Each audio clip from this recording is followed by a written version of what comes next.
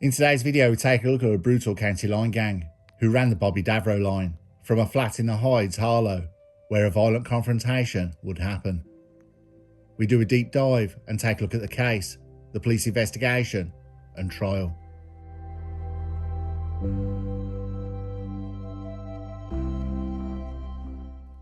We go to Harlow, November 2001. Established dealer Jaden Drake had set up a county line in the area. Jaden Drake had taken over a property to run his operation from. At the ground floor flat, Christian Petru, who was 24 years old, had been staying with one of his mates at the address. He was also connected to the gang. This was one of the couple of properties that had been taken over to run Jaden Drake's county line, named the Bobby Davro line. Now, to those who don't know, Bobby Davro is a comedian, and in the 1980s he was seen on TV constantly. He has since moved into acting, and if you've seen any of his stand-ups recently, it's nothing like the 1980s stuff, moving more to edgier stand-up style, which he's really good at. Gold star. Anyway, that's who Bobby Davro is, and he has no connection himself to county line gangs, so why name a county line after him? I don't know, but there was one recently named after Frank Bruno and other boxers. But we're moving far out, so let's get back onto topic. The county line named Bobby Davro line had been running for a good year, selling mainly Class A and some Class B. Jaden Drake had 7 dealers working for the line, working in shifts to supply gear to any of the customers that phoned day or night. The operation ran without any major problems. It was under the police radar and didn't interfere with any established gangs in the area. Jaden Drake's home was in Bournemouth, a good 140 miles away. Jaden Drake would drive the product over, so his second in command, Eagles Anderson, who ran the operation when Drake wasn't there. He would move the product to the dealers, though Jaden Drake would still be massively involved in collecting money from Harlow and involve himself with any arguments or beefs anyone had with him or the line. Drake had a problem with Christian Petru.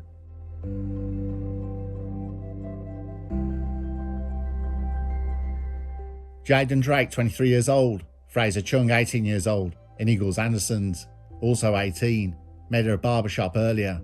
They were concerned about Christian Petru, about a supply of product, that the gang were being shortchanged. The intention was to go round and seriously do him some harm. Jaden Drake, Fraser Chung, and Eagles Anderson's arrived at the ground floor flat to see Christian Petru in the Hides in Harlow at around 5:30 p.m. on Monday, the 8th of November. Almost as soon as they entered the property, an argument kicked off between Petru and the gang. A neighbour upstairs heard a man saying, "Where are the keys, bro?" A response was heard, he did not have the keys. After 10 minutes the argument escalated and shouting and banging was heard. The neighbour cheesed off, phoned the landlord. She looked out the window and Mr. Petru was standing in the garden covered in blood.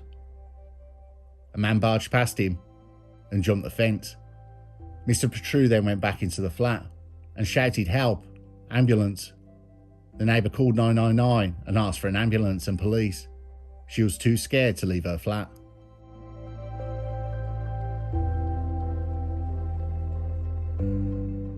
After calling the emergency services, police officers arrived shortly before 6 p.m, where Mr. Petru was found unconscious on the floor of the hallway, pressed against the front door.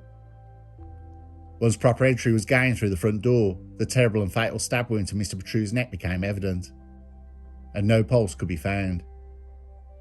Paramedics arrived 25 minutes later, but despite attempts to resuscitate him, Mr. Petru was formally declared dead at 6:47 p.m. Christian was found with multiple stab wounds to the neck, chin and back. There was no sign of Mr. Petru's attackers when police arrived. Unknown to the police, the 3 men had made their way down to Bournemouth, some 140 miles away, over the course of the following 24 hours in an attempt to hide from police.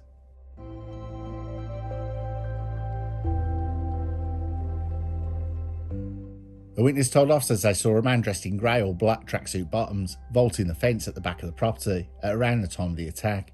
Officers from Essex Police Major Investigation Team established a link between Christian Petru and Drake, that the victim was associated with Drake, but to what extent, if any, Mr. Petru had with the Bobby Davro line is unknown. Drake was known to have a history of carrying knives. There had also been information that Drake had been exploiting someone at the address in the Hides as part of his dealing activities. Fingerprints belonging to Drake and Anderson's were also found on a number of items in one of the bedrooms, and forensic evidence also linked Drake to the scene through DNA.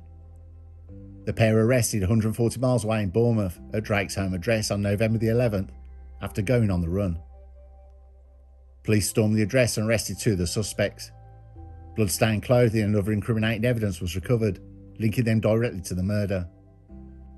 DNA evidence linking them to the attack was also found on Drake's shoes and on a top discarded at the address where Anderson's was arrested. All three were charged with murder. Additional phone work also showed Drake and Anderson's were at the address at the time of the attack.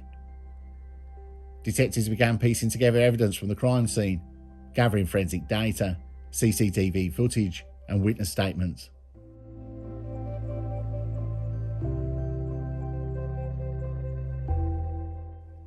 In May 2022, the trial of Drake and Anderson's commenced at Chelmsford Crown Court. The prosecution presented a strong case, showing how the duo carried out the attack with precision and brutality. During the trial, Drake claimed Anderson's had stabbed Christian after he pulled a knife out on them, but he'd been looking the other way at the moment of the attack, while Anderson claimed he had blacked out at the key moment, but assumed he must have delivered the killing blow. Ultimately, the jury saw through the implausible stories and found them both guilty of murder. Drake received a life sentence with a minimum term of 20 years, while Anderson's was sentenced to a minimum of 18 years in prison. Fraser Chung was found not guilty and was acquitted.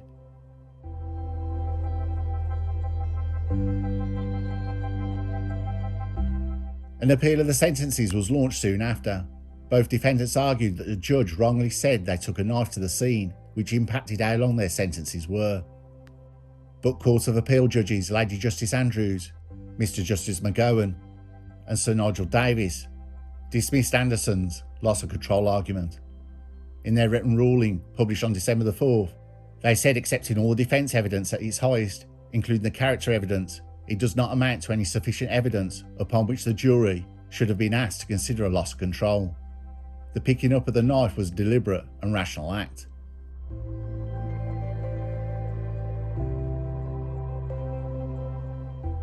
The loss of control defence allows the defendant to argue that their actions were not entirely under their control due to a qualifying trigger, thereby reducing a murder charge to manslaughter.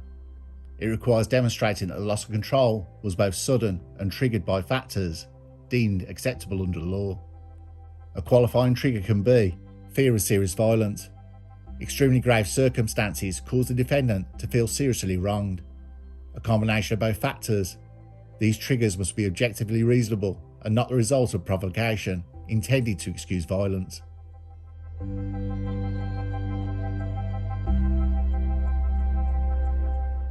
This means that the trial judge, based on all the evidence presented, could reasonably conclude that the loss of control defence might apply. This does not require certainty, but rather that a jury could be persuaded to consider it. That Igor Anderson's looked scared and about to cry adds no weight, nor does the description that he looked as though he did not know what he was doing. His case that he acted instinctively, in the heat of the moment to protect himself, never reached the level of sufficiently showing that he lost control of himself to the standard now required by the statutory test. However, the judges deemed that there was no sufficient evidential basis for the finding that Anderson's had taken the knife to the scene, previously made by Judge Morgan. The justices agreed that their submissions that the starting jail time was too high.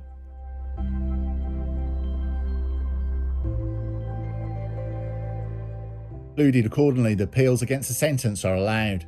We quashed the original sentences and imposed a sentence of imprisonment for life in the case of Jade and Drake, with a minimum term of 17 years, less 269 days served.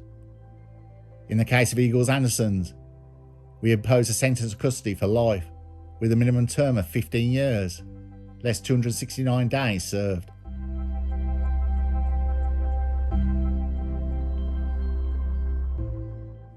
Christian's murder is a grim example of the broader county lines crisis in the UK, with urban dealer gangs expanding into smaller towns, using dedicated phone lines to facilitate dealing transactions.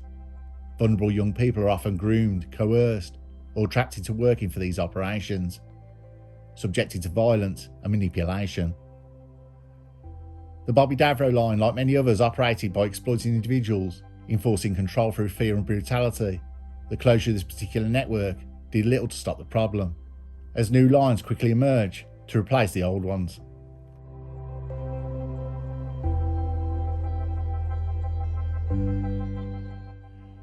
The murder of Christian Marin Petru and his level of involvement in the operation remains unclear, with some sources suggesting he was associated but not a major player.